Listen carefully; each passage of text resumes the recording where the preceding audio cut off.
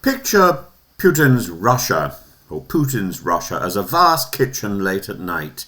The lamp hums, the mixers are running, the head chef refuses to open a window or taste a spoonful. He's convinced the cake is perfect because he wrote the recipe. Everyone else nods while scraping burnt sponge from the tins. Once back in 2018, he cooked a cautious Mrs. Beaton.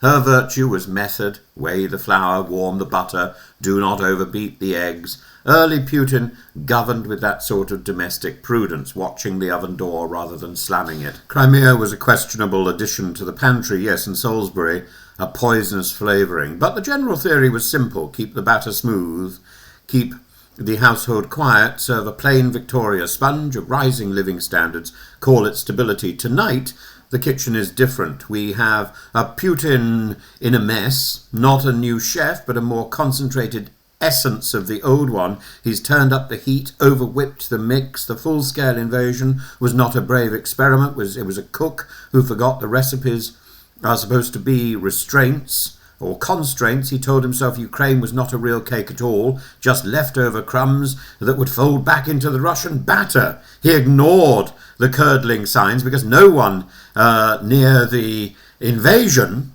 dares to say that will spoil it. Dmitry Kozak tried to hint the sous chef, muttering that the meringue needs acid.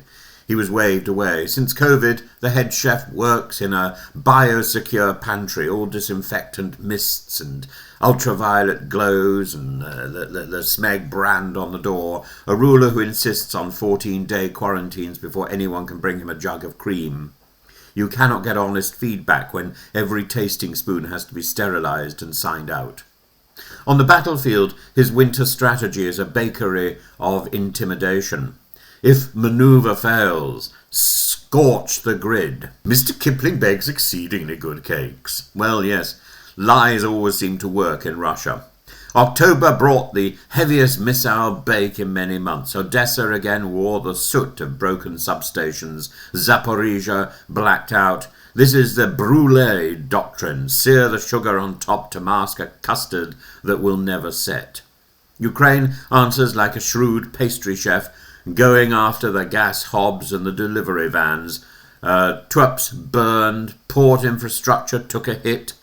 It's the quiet logic of cutting fuel lines and choking exports. You do not win a bake-off by shouting at the oven. You win by making sure the rival's flour doesn't reach the bench. Enter the 9M729, a ground-launched cruise missile that long ago spoiled the old arms control cookbook. Its reappearance is political theatre in icing sugar, dual-capable. Your range reclaims attention with in the way that Fanny Craddock once seized the camera, barking at a nervous husband while piping rosettes with brutal flair. Its use suggests stockpiles elsewhere are tight and that fear is the chosen garnish. Yet even Fanny knew presentation cannot fix a collapsed Genoise. The fundamentals still rule: supply, training, air defence, repair crews, transformers, rail, petit four.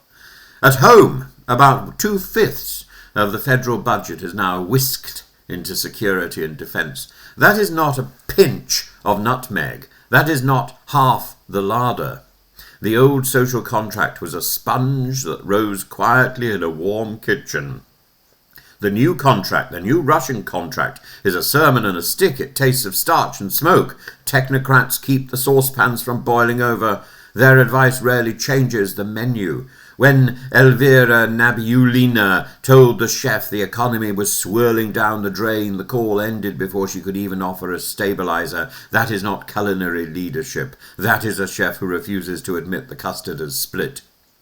Psychology matters in cookery as in war. Navalny's death at Polar Wolf was meant to terrify. It did, but it also revealed fear.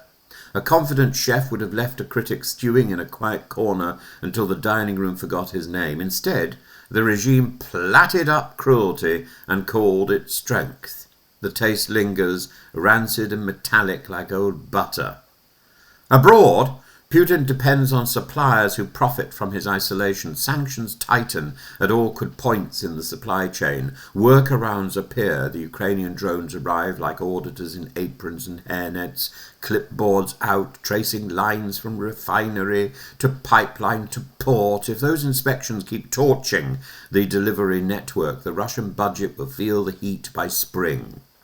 Hence the winter tactic of saturating skies and talking negotiations that amount to eat what I serve you. And the courtly kitchen politics, remember MasterChef when it's past its peak, too many pressure tests, too much sob stories syrup, judges repeating catchphrases while the format wobbles. That is the Kremlin now. The set is glossy, the knives are sharp, the ratings look fine on paper, but the souffle of authority is sinking at the edges. Rival fiefdoms skim cream. Procurement turns to caramel in all the wrong places. The Prigozhin mutiny was the cautionary episode when the producers discovered that encouraging rivalries with real knives makes them dangerous, makes for dangerous television, which we all enjoy. They aired the finale, they declared order restored and learned absolutely nothing.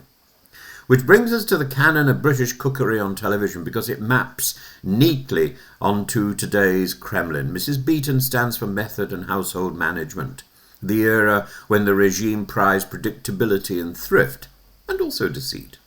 Delia Smith, not Delilah, though one may still misremember, is the pedagogue of basics done perfectly. Measure, rest, reheat, do not rush.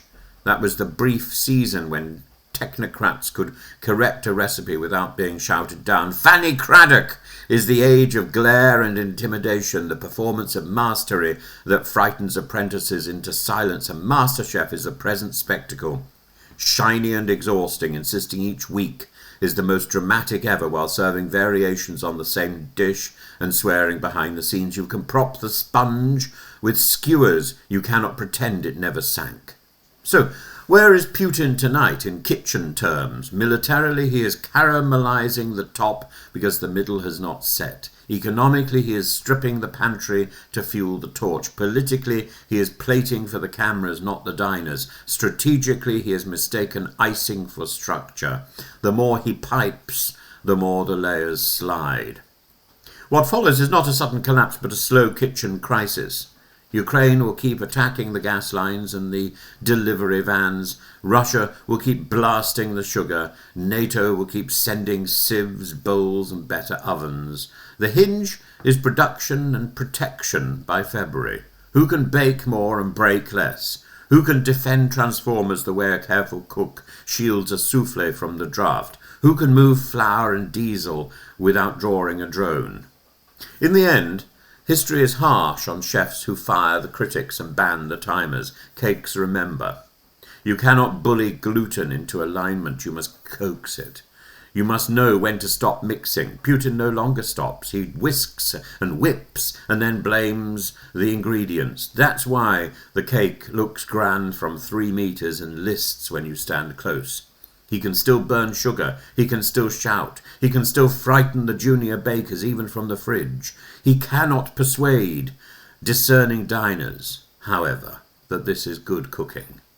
Mrs. Beaton would have told him to weigh the facts. Delia would have told him to read the method twice. Fanny would have told him to stop flouncing and hold the piping bag properly. And MasterChef, in its current wobble, teaches the final lesson. When a format depends on ever louder music to disguise repetition, it's already out of ideas. Nigella would know.